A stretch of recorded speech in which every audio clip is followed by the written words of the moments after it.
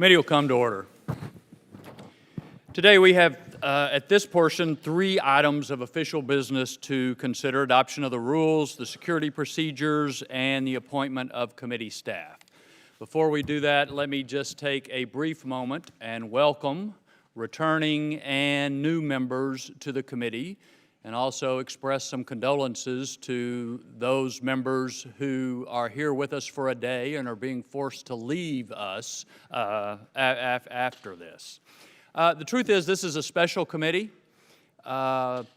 Most people believe that it's the president or the military's job to decide how big the military ought to be and what weapons they ought to have and so forth. If you look at Article 1, Section 8, it says it's Congress's responsibility to raise and support armies, to provide and maintain a navy, to make rules for the government and regulation of the land and naval forces of the United States. That puts the responsibility on our shoulders, and it's a significant responsibility because, as we all know, men and women volunteer to serve our nation and defend us and put their lives at stake, but they're counting on us. The rest of the story is, for 55 straight years, Congresses with majorities from both parties and presidents of both parties have found a way to come together and pass a national defense authorization bill. 55 straight years.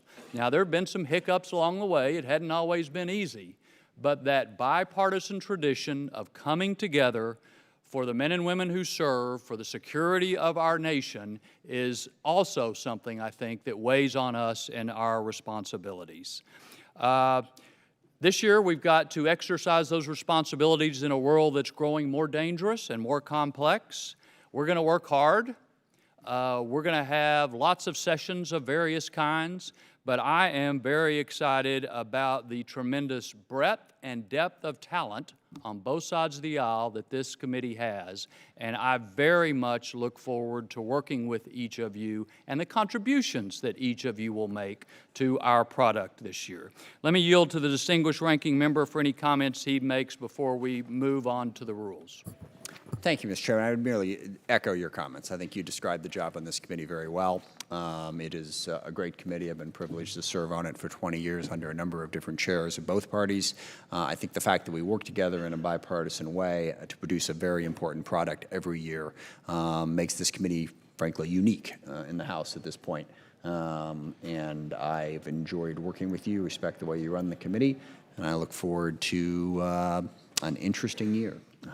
We have a lot to do, to be sure, but as you said, we have very, very talented members of this committee, and I guess the only thing I would add, which I know you've said many times as well, we also have an incredibly talented staff that does an enormous amount of work and makes this possible, so I thank them as well, and look forward to working with all of you in the year ahead. I yield back. I thank the gentleman. Let me go ahead and call up Committee Resolution Number 1 regarding the committee rules for the 115th Congress. The clerk will read the resolution. Read the resolution. Committee Resolution Number 1, resolved that the Committee on Armed Services, U.S. House of Representatives, adopt the committee rules for the 115th Congress, which are stated in the copy distributed to each member.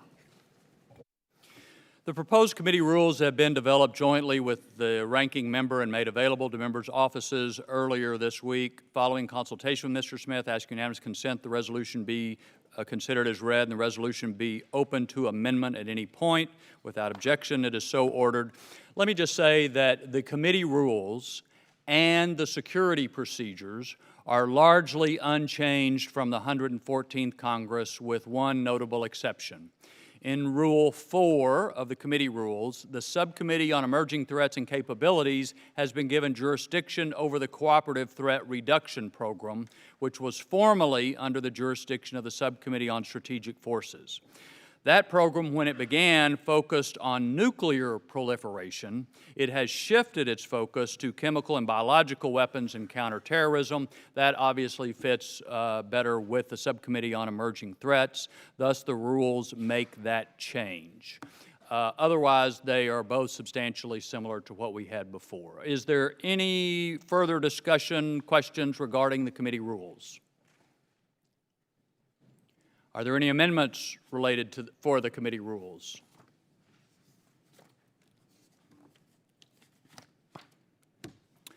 If not, Chair recognizes the gentleman from South Carolina, Mr. Wilson, for the purpose of offering a motion regarding Committee Resolution Number 1, the committee rules. Mr. Chairman, I move to adopt Committee Resolution Number 1 concerning the committee rules.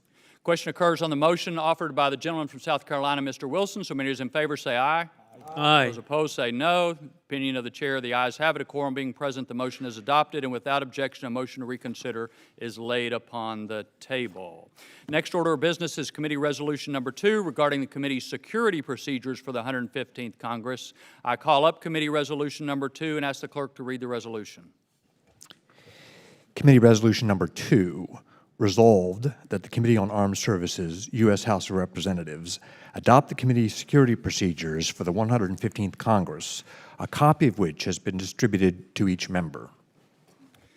The security procedures were again coordinated with the ranking member and made available to members' offices on Tuesday, January 10th. I ask unanimous consent that the resolution be considered read and open for amendment at any point without objection.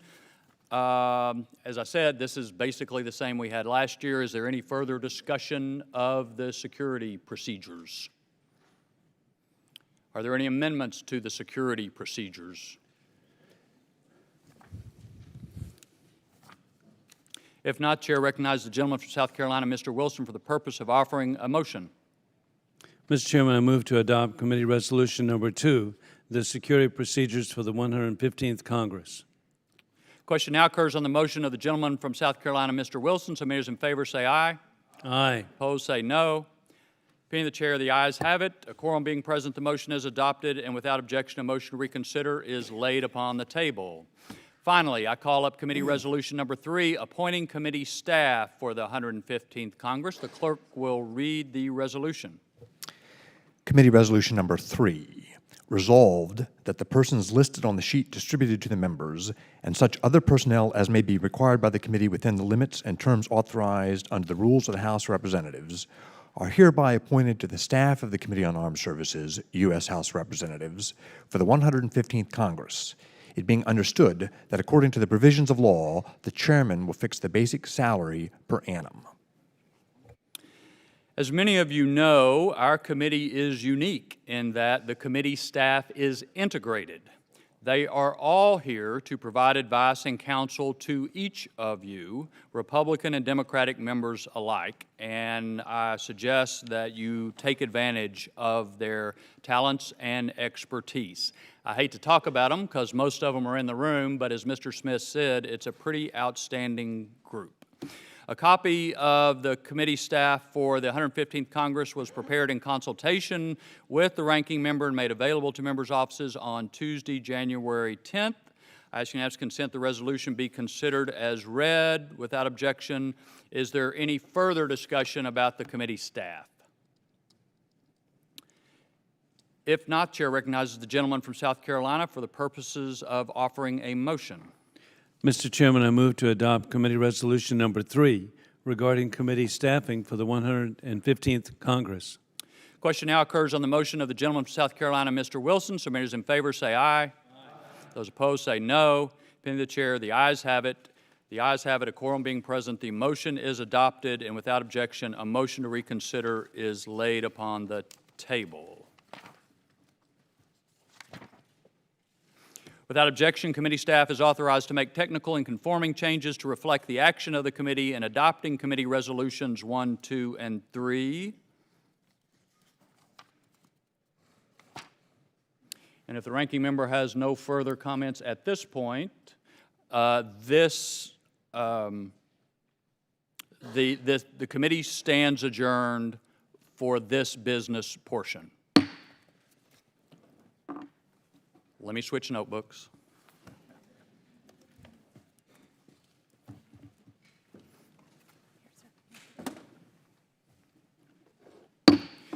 Committee will come to order.